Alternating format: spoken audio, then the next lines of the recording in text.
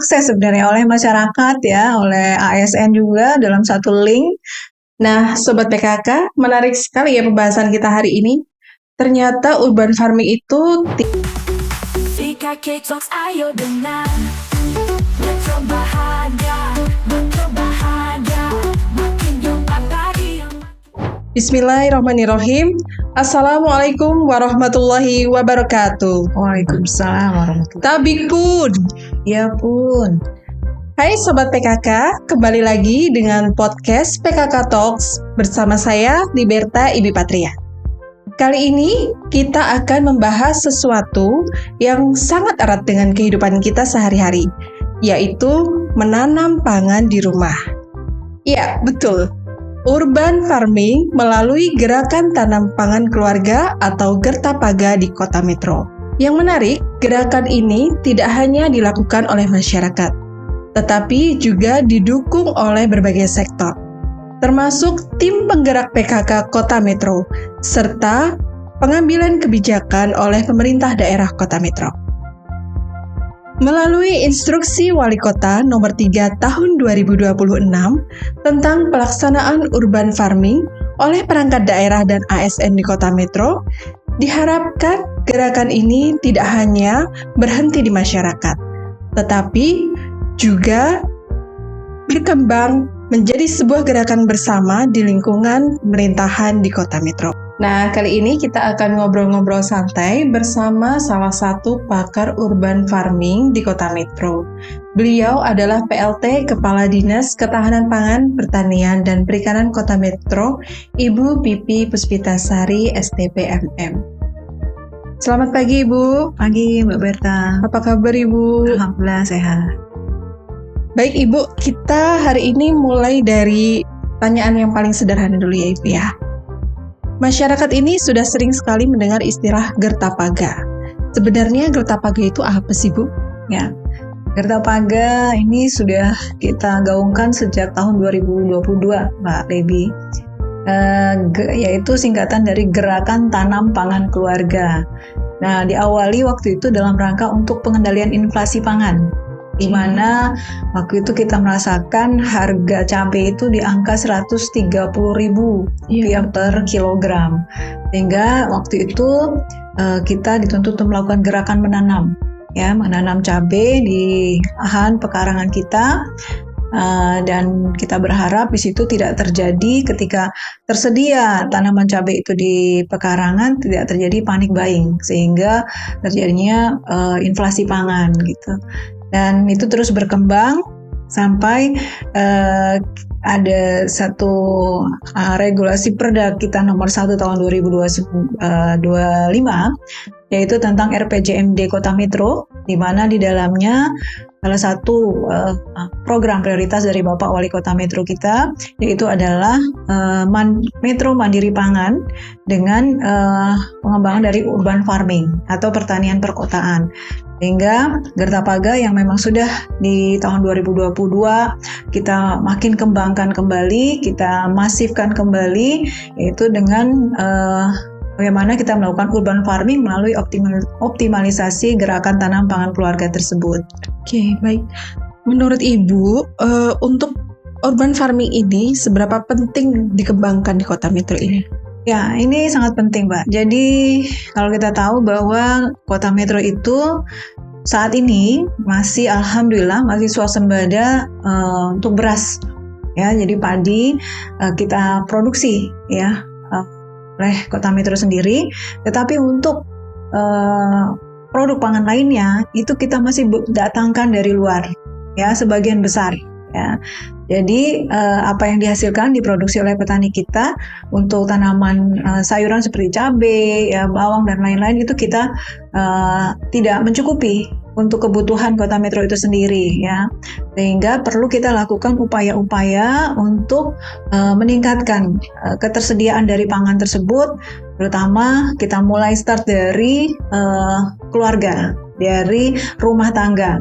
Bagaimana kita mewujudkan satu ketahanan pangan keluarga, yaitu memang kita berharap mandiri pangan. Mandiri pangan itu tidak selalu bahwa kita tidak boleh impor, boleh, tetapi kita juga tetap mengupayakan ketahanan pangan keluarga kita. Gitu. Berarti yang melakukan gerakan ini tuh tidak hanya ibunya saja, bapaknya saja, tapi anak-anak sebenarnya juga bisa ikut serta dalam kegiatan ini ya Ibu? Iya, benar. Jadi anak-anak itu kan pemilik masa depan, Iya. ya. Dan yang namanya pangan ini kebutuhan dasar, ya, dasar untuk salah satunya mensuplai ketersediaan pangan untuk mereka bertumbuh, ya, bertumbuh sehingga kita menghasilkan satu generasi emas ya tahun 2045 nanti gitu. Iya. Kalau kita bicara tentang keluarga ya Ibu ya, pasti sangat erat kaitannya dengan tim penggerak PKK. Nah, bagaimana peran tim penggerak PKK Kota Metro ini terhadap program Gertapaga tersebut?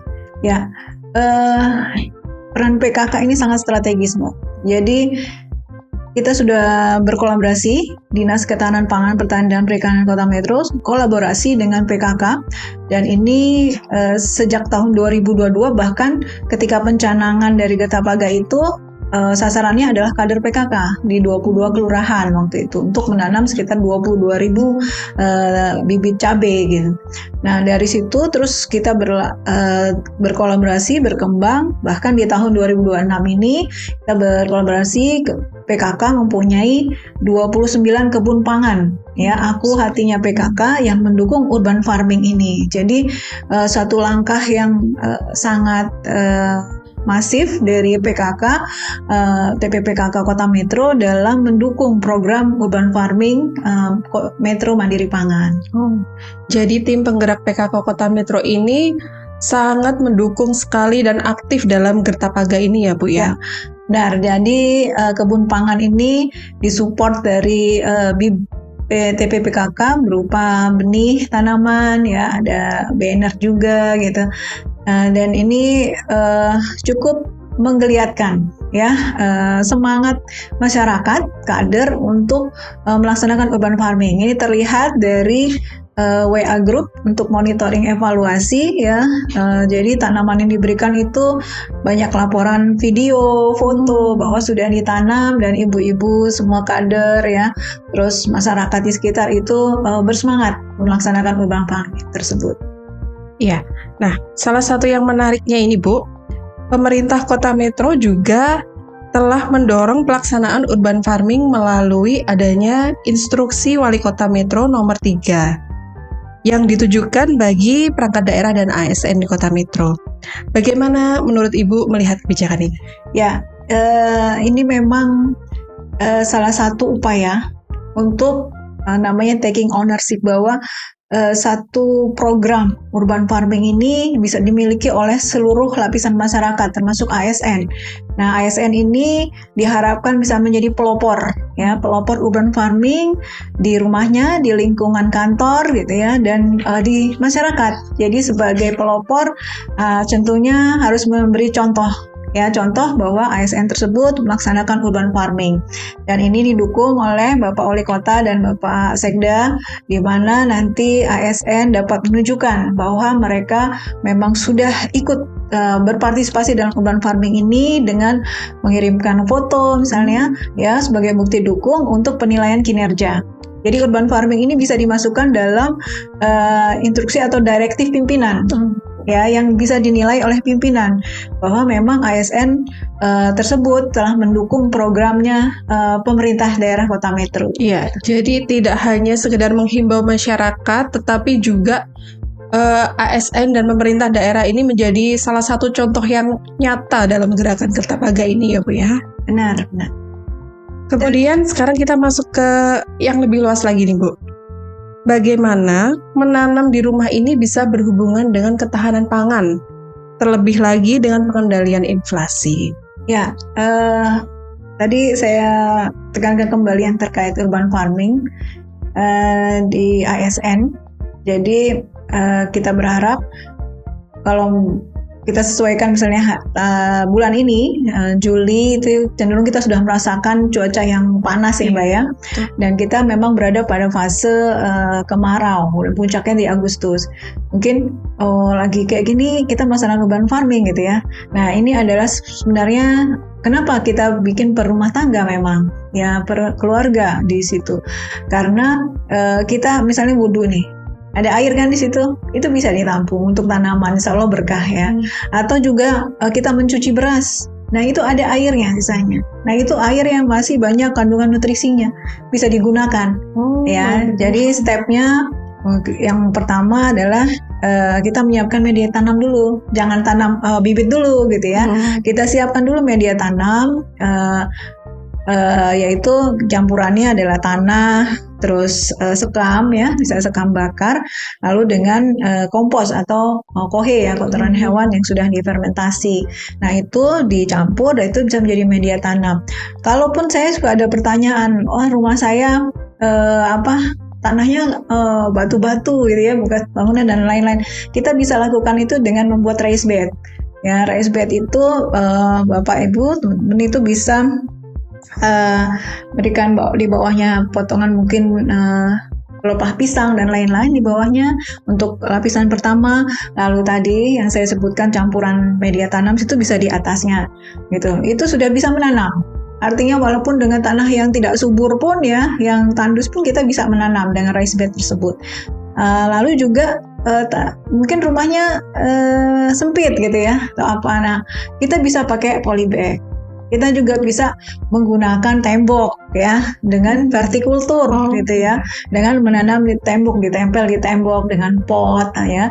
Nah atau ada satu plastik yang memang digunakan untuk urban farming atau penanaman di tembok gitu. Jadi apapun itu selagi kita punya niat untuk melakukan budidaya tanaman tadi atau urban farming tadi, sehingga pada akhirnya kita akan merasakan nanti ternyata beli cabai tidak harus keluar gitu ya. Dan itu di rumah pun kita bisa menghasilkan cabai. Atau ketika kita mau masak, nggak ada sayuran nih gitu ya, kita ada tanam bayam atau tanam kangkung. Makanya kita berharap memang tanaman-tanaman yang memang apa yang biasa kita makan itu yang kita tanam gitu ya, sehingga bisa merasakan tanaman ini tersedia. Sebenarnya itulah akses pangan kita, itu artinya ketahanan pangan di rumah tangga itu terjaga gitu. Baik Ibu. Bagi masyarakat ini yang setelah mendengar podcast ini kan nanti mereka, saya semangat nih, sepertinya saya mau mulai urban farming. Kira-kira ada rekomendasi Bu, tanaman untuk pemula yang bisa ditanam? Ya, yang rekomendasi itu adalah tanaman apa yang kita makan itu yang kita tanam. Ya, apa yang memang sehari-hari kita manfaatkan di dapur kita, itulah yang kita tanam. Contohnya apa? Cabai. Ya, kalau orang Sumatera nih, orang Lampung, kalau nggak ada cabai ya kurang gitu ya. Lalu juga ada kangkung. Itu cepat tumbuh ya. Cuma 30 hari itu sudah panen. Lalu ada bayam, ada pokcoy, sawi gitu ya. Terus juga ada tomat, ya terong, itu mudah, dan itu bibitnya bisa diakses sebenarnya oleh masyarakat ya, oleh ASN juga dalam satu link yang diberikan oleh Dinas Ketahanan Pangan. Nah itu link itu bisa diakses, diisi permintaan bibit. Ya, ada bibit cabai, terong, dan tomat. Nah, bisa akses di situ. Nanti mendapatkannya bagaimana? Itu nanti akan dihubungi, bisa diambil di Pasar Tani Metro Bahagia setiap sebulan 2 kali, yaitu Kamis di minggu pertama dan Kamis di minggu ketiga. Ya, itu ada jadwalnya, dan di minggu ketiga itu kita keliling di 5 kecamatan bergiliran gitu. Nah, itu bisa diakses oleh masyarakat maupun ASN bibit tersebut gitu ya, sehingga ini salah satu upaya pemerintah Kota Metro memberi stimulus dalam program urban farming ini gitu. Oke.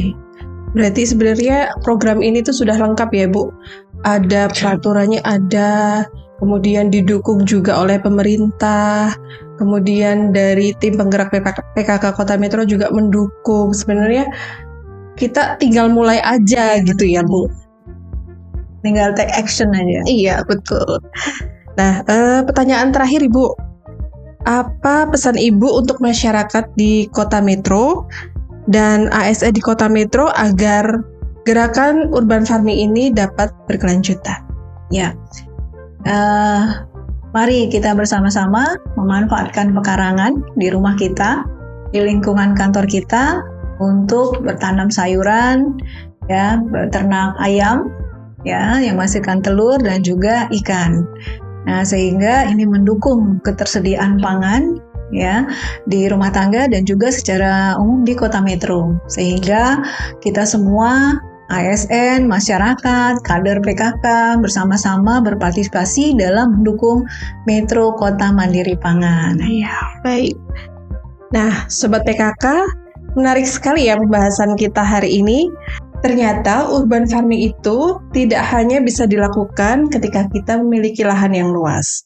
Dengan satu pot, satu polybag, bahkan dari satu tanaman pun kita sudah bisa melakukan urban farming di halaman rumah. Halaman rumah tidak hanya cantik, tetapi juga produktif. Melalui semangat Gertapaga, masyarakat, tim penggerak PKK Kota Metro, perangkat daerah, serta ASN Kota Metro dapat bersama-sama membangun ketahanan pangan di lingkungannya masing-masing. Terima kasih Ibu atas kesempatan yang telah diberikan untuk bisa berbincang bersama kami. Semoga kedepannya semakin banyak keluarga, kantor, serta lingkungan di Kota Metro yang dapat mulai menanam dan melanjutkan gerakan urban farming ini. Ketahanan pangan bisa dimulai dari keluarga. Tanam sendiri, olah sendiri, mandiri pangan kotaku. Saya Liberta Iwi Patria pamit undur diri. Wassalamualaikum warahmatullahi wabarakatuh. Waalaikumsalam. PKK Talks, ayo dengar. Metro Bahagia, Metro Bahagia.